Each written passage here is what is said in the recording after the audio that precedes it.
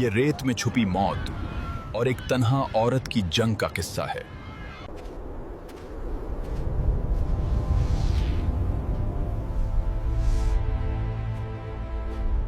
جب حضرت ہاجرہ کو دنیا کے سب سے سنسان مقام پر چھوڑا گیا،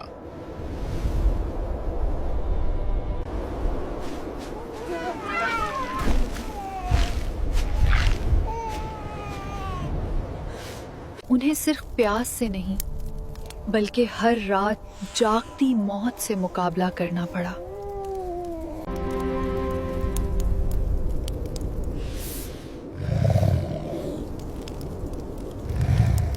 انہوں نے اپنے کے لیے کیا کچھ کیا، شاید ہم اندازہ بھی نہیں کر سکتے۔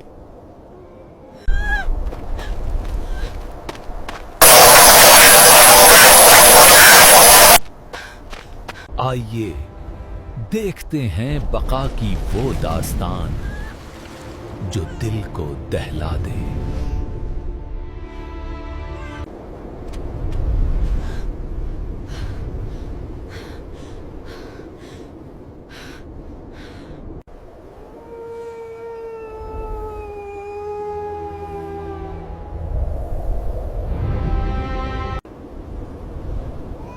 یہ کہانی ہے اس وادی کی جو دوزخ کا دہانہ تھی۔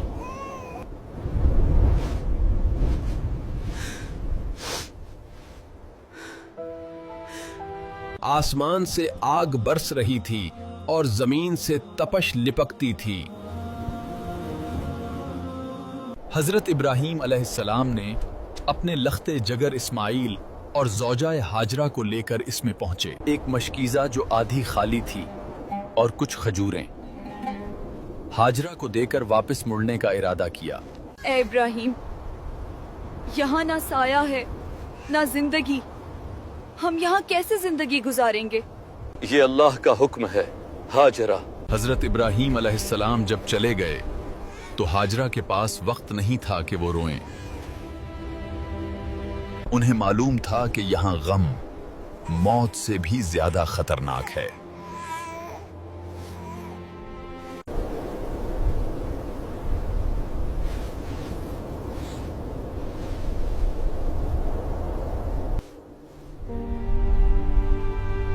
ہاجرہ نے سب سے پہلے چٹان کے نیچے کا حصہ دیکھا۔ سورج کی کرنیں وہاں براہ راست نہیں پڑ رہی تھیں، لیکن وہاں بیٹھنا انتہائی مشکل تھا کیونکہ وہ جگہ چونٹیوں اور بچھوؤں سے بھری پڑی تھی۔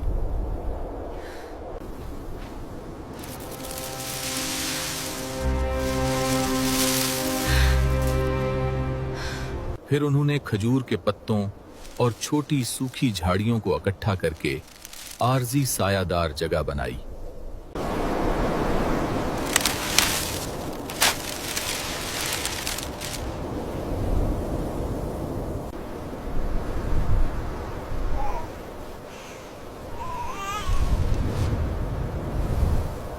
تو ڈرنا نہیں میرے لال، جب تک تیری ماں زندہ ہے تمہیں کچھ نہیں ہونے دوں گی۔ سورج ڈوبا اور وادی میں ایک نئی قسم کا خوف اتر آیا۔ ہاجرہ سمجھ گئی، دن کو گرمی مارتی ہے اور رات کو سانپ اور بچھو۔ انہوں نے دور دور تک موجود کانٹے دار جھاڑیاں اور سخت پتھر اکٹھے کرنا شروع کر دیے۔ یہ ایک خطرناک باڑ تھی۔ وہ ایک ایک پتھر اور ایک ایک کانٹا احتیاط سے رکھتے۔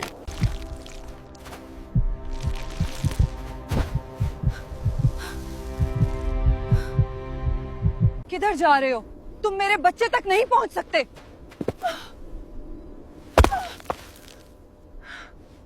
میرے بیٹے، تم پریشان نہ ہونا، ہمارا خدا ہمارے ساتھ ہے۔ رات کے وسط میں دور سے بھیڑیے کی آواز سنائی دی جو شاید تازہ بچے کی بو سونگھ رہے تھے۔ ہاجرہ نے بچے کو سینے سے لگا کر ساری رات جاگ کر اور دعا پڑھ کر گزاری۔ حسبنا اللہ ونعم الوکیل، حسبنا اللہ پھر دن تو ہو گیا مگر کھجوریں اور پانی جلد ختم ہونے والا تھا۔ پانی تو صرف 2 گھونٹ ہی باقی بچا تھا۔ کھجوریں پہلے ہی ختم ہو چکی تھیں۔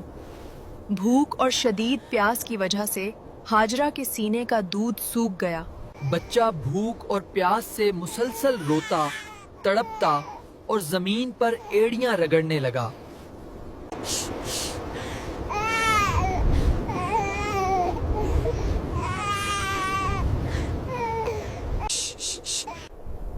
اے میرے رب، یہ بچہ پیاس سے مر جائے گا، یہاں ایک قطرہ پانی نہیں۔ میرے مالک، میرا بچہ مر رہا ہے، مجھے کہیں سے ایک قطرہ پانی دے دے۔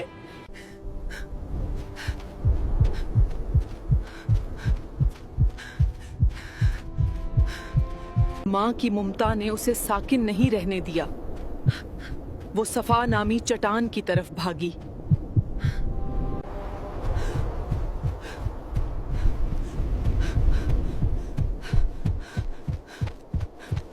چاروں طرف نظر دوڑائی، شاید کہیں کوئی کارواں، کوئی پرندہ، مگر ریت ہی ریت نظر آئی۔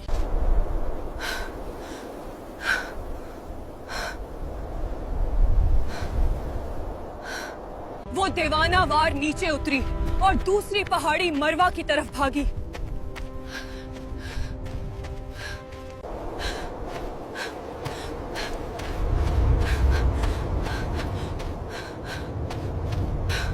ان کے پاؤں تپتی ریت پر جل رہے تھے مگر انہیں احساس نہیں تھا۔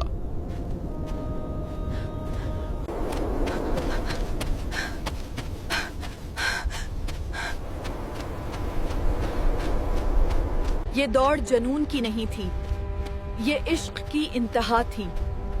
وہ ایک امید کی تلاش میں بھاگ رہی تھیں۔ کبھی وہ صفا کی طرف بھاگتی اور کبھی مروا کی طرف، مگر اسے کہیں بھی پانی کی امید نظر نہ آئی۔ 1 چکر، 2 چکر، 3 چکر، ہر چکر پر پیاس کی شدت بڑھ رہی تھی اور اسماعیل کی سسکیاں کم ہو رہی تھیں۔ یوں بی بی نے 7 چکر مکمل کیے۔ ہر بار ناکامی ہوئی مگر ان کا اللہ پر ایمان قائم رہا۔ میں نہیں کر پائی، میں تجھے نہ بچا سکی میرے لال۔ پھر ہاجرہ دیکھتی ہے کہ بچے کے پاؤں رگڑنے سے وہاں سے پانی ابلنا شروع ہوا۔ یہی وہ زمزم کا پانی تھا جو آج تک جاری ہے۔ پانی اب وافر تھا۔ ہاجرہ نے سب سے پہلے زمزم کے گرد پتھروں کی مضبوط دیوار بنائی۔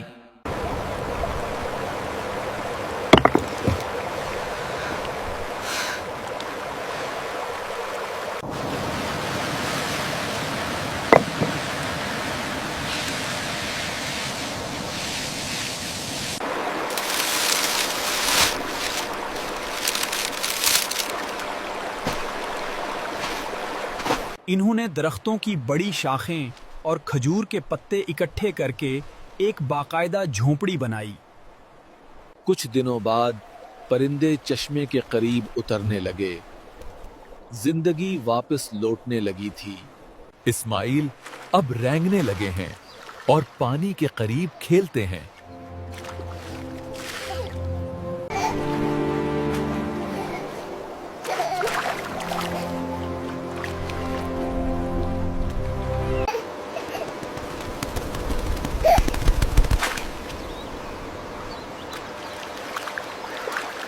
بی بی ہاجرہ اس کے چھوٹے ہاتھ دھوتی ہیں اور مسکراتی ہیں۔ دھول اٹھتی ہے اور ایک قافلہ پرندوں کو دیکھ کر اسی سمت بڑھتا ہے۔ وہ چشمے کے قریب پہنچتے ہیں، حیران ہیں کہ اس ویرانے میں پانی کیسے؟ کیا ہم یہاں بس جائیں؟ پانی آپ کا، ہم صرف رہنے کی جگہ چاہتے ہیں۔ یہ بنی جرہم کا ایک قافلہ تھا جو شام سے آ رہا تھا۔ یہ قبیلہ اب زمزم کا پانی دیکھ کر آس پاس آباد ہونا چاہتا تھا۔ वहाँ बस्ती आबाद हो चुकी थी। इब्राहीम अलैहिस्सलाम भी हाजरा का हाल मालूम करने इस वादी में तशरीफ लाते रहते थे। अब इस वादी में लोगों की कसरत और आबादी बढ़ने लगी थी। ये देखकर इब्राहीम अलैहिस्सलाम बहुत खुश हुए। अब हजरत इस्माइल अलैहिस्सलाम भी 13 साल के हो चुके थे। कबीला जुरहम के लोगों ने हजरत इस्माइल अलैहिस्सलाम को मोहब्बत से एक एक दो दो गोस्फन तोहफे में दिए। यूं उनके पास बहुत से गल्ले जमा हो गए और वो इत्मीनान और खुशहाली से जिंदगी गुजारने लगे। फिर अल्लाह ताला ने इब्राहीम अलैहिस्सलाम और इस्माइल अलैहिस्सलाम को खाने काबा की तामीर का हुक्म दिया। खाने काबा की तामीर और हजरे अस्वद नस्ब करने के बाद अल्लाह ताला ने उन्हें हज के मुकम्मल आमाल सिखाए। जब हजरत इब्राहीम अलैहिस्सलाम ने हज के बाद आराम किया, मगर ख्वाब में अल्लाह का पैगाम उतरने लगा। ख्वाब में देखा कि वो अपने फर्जंद हज़रत इस्माइल अलैहिस्सलाम को अल्लाह की राह में कुर्बान कर रहे हैं। हज़रत इब्राहीम अलैहिस्सलाम फरमाते हैं, ऐ मेरे बेटे, मैंने ख्वाब देखा है कि तुम्हें ज़िबा कर रहा हूँ, तुम बताओ तुम क्या कहते हो। ऐ बाबा, जिस काम पर आप मामूर हुए हैं जल्द उसे अंजाम दीजिए। अगर खुदा ने चाहा तो आप मुझे सब्र करने वालों में से पाएंगे। शैतान रोकने के लिए आया, मगर इब्राहीम अलैहिस्सलाम ने उस पर कंकरियां फेंककर उसे भगा दिया। फिर इब्राहीम अलैहिस्सलाम ने चादर बिछाई और अपने फर्जिंद को उस पर लटा दिया। अल्लाह ताला ने इस्माइल को बचा लिया और उनकी जगह एक दुम्बा हाजिर हो चुका था। और यूं इब्राहीम अलैहिस्सलाम ने अल्लाह के हुक्म पर पूरा अमल करके दिखाया और अपने इम्तिहान में कामयाब हो गए। फिर इब्राहीम अलैहिस्सलाम को आवाज आई, तुमने अपने ख्वाब को सच कर दिखाया। हम ऐसी ही जजा नेक बंदों को देते हैं। बेशक ये खुला इम्तिहान और अजीम आजमाइश थी। ये अजीम तारीखी लम्हात आज भी हज और कुर्बानी की सूरत में जिंदा हैं, जो दुनिया को सिखाते हैं कि हर आजमाइश के पीछे अल्लाह की हिकमत और इनाम छुपा होता है।